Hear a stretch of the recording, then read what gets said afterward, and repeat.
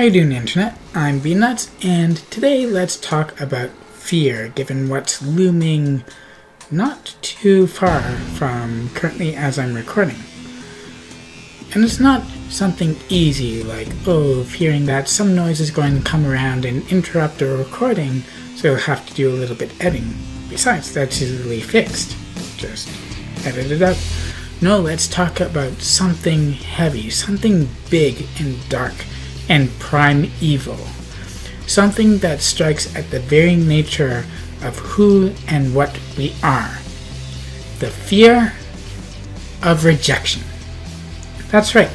Today I would like to do an item review of a little book, Rejection Proof by Jia Jiang. And I do recommend this book very highly, so you can check it out at this call number address, usually for any library that use the Dewey Decimal System.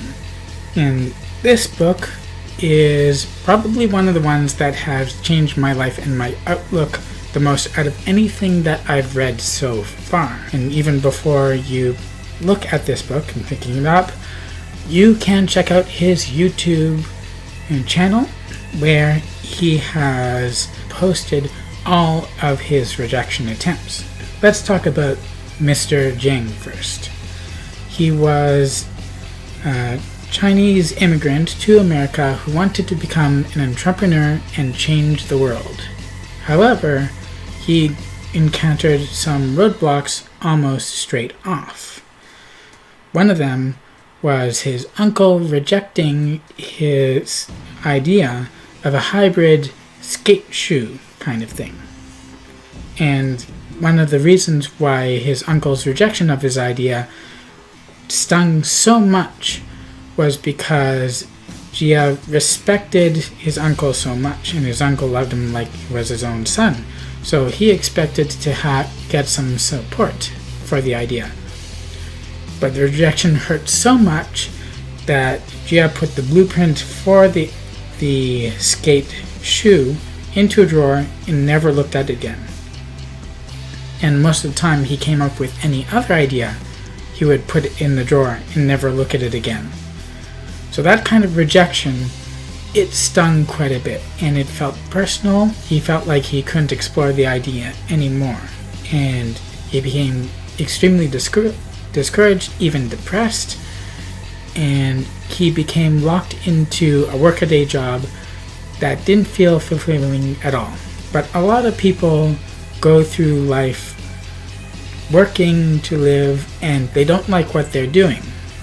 And the dreams that they might have, such as becoming an entrepreneur, going on YouTube, going on tour with a specific idea, they reject them first so that no one else can, because they're afraid of not being accepted.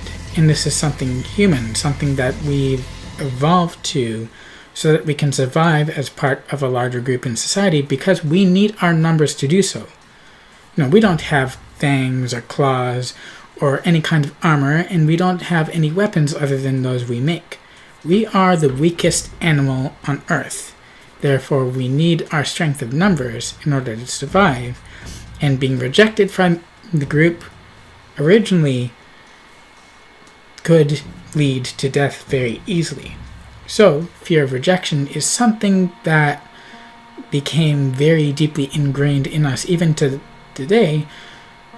Not being accepted is something that we take very hard because of that. After his ideas were rejected, even as an adult and as an entrepreneur, failing to get funding for an app in order to go into production for it, or the production mode after developing it, together with a team of people who were really working hard on it, Jia got really depressed, and people could tell it affected his work and his relationships.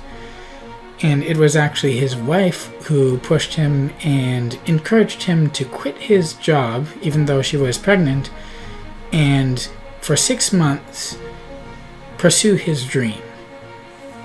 So he quit his job, even though he was good at it, considering his boss's reaction, and he made his own startup, and he started pursuing that, and that was when his app idea got rejected by a financier.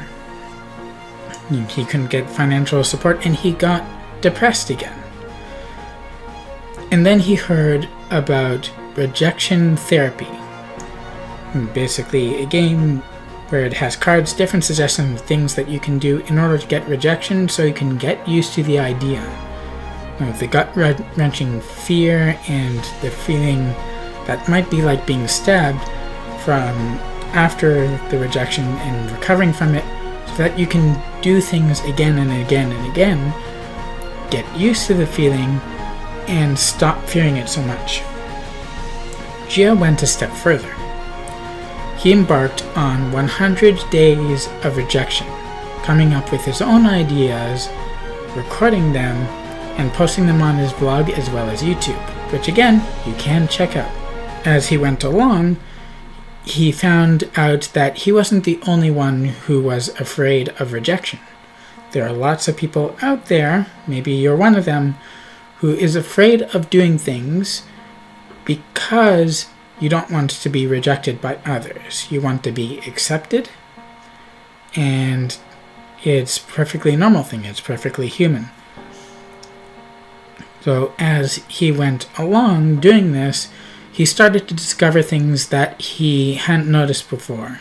Because now he was recording things, he could take a look and see that he wasn't seeing or hearing everything that was going on. But once he looked at his recordings, he could see exactly what was going on. He could see that even when he was rejected, some people asked why he was asking for things, for example. And there was the first one where his proposal actually got accepted. And this is his most famous one, where he went into a Krispy Kreme and asked for donuts in the shape of the Olympic rings. This got him, as well as Jackie, the manager who was working then, really famous, and they had all kinds of interviews and they went on talk shows, and it really made an impression.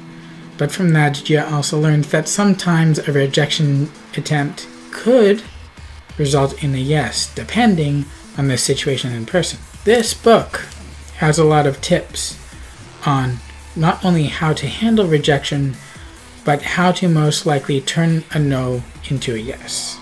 Further than that, he explores psychology, so a little bit of physiology, and philosophy surrounding rejection, why it hurts so much, and how to get through it.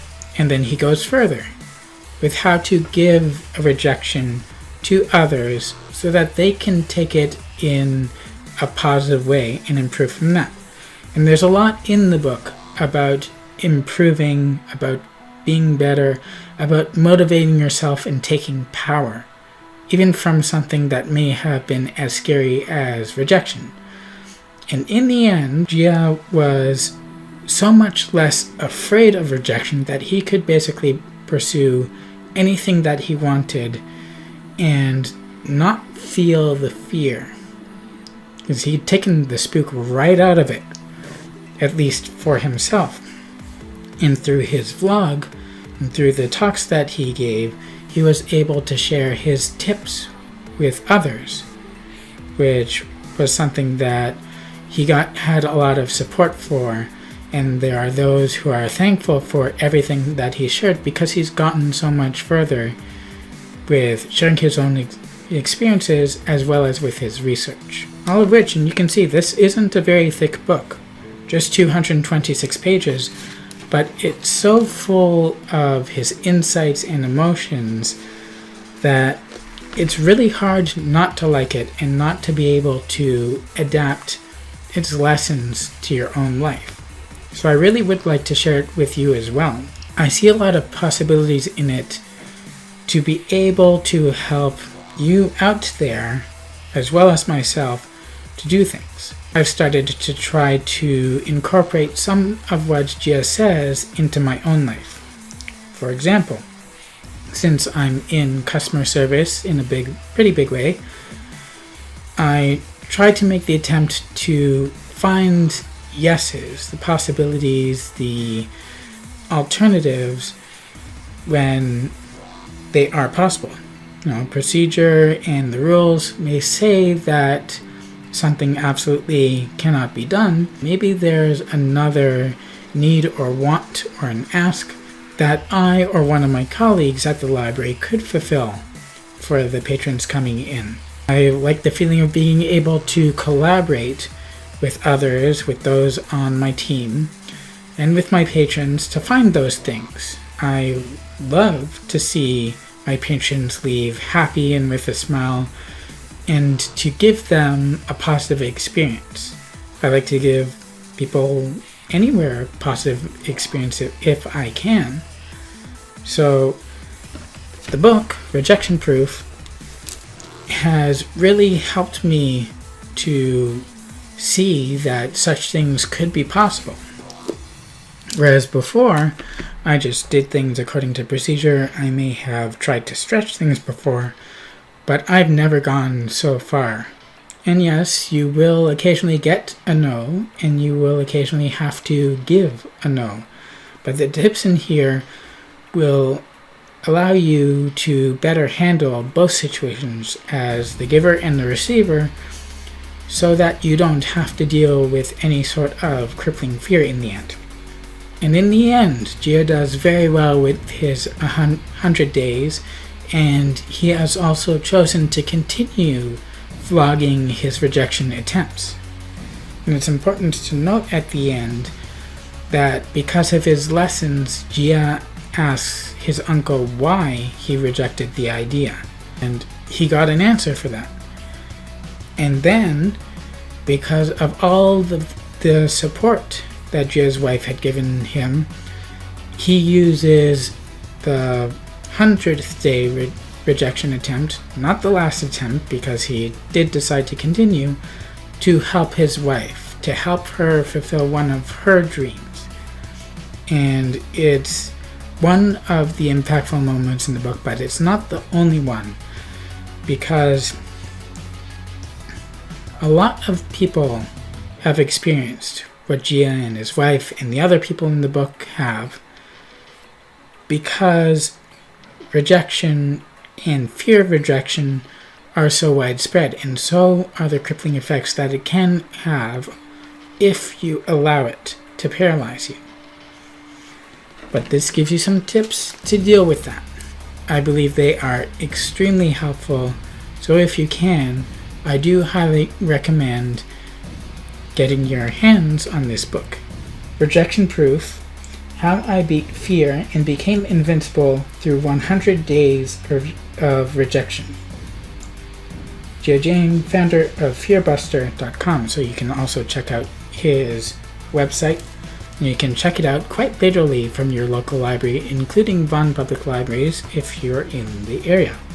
I bet you thought I was going to talk about public speaking again. There are lots of other fears that are common that can be dealt with using these kinds of tools. Rejection Proof: How I Beat Fear and Became Invincible Through 100 Days of Rejection. I highly, highly recommend this book to anyone and everyone, because regardless of whether you've dealt with rejection or have to deal it up yourself, it's going to be an incredibly useful, powerful tool. That about does it for this video. I hope you enjoyed it, and if you did, you can leave a like, comment below what you thought, subscribe to show your support for my channel, and even visit my Patreon. So thank you all for watching, and I hope to see you in the next video. Have a happy and safe Halloween.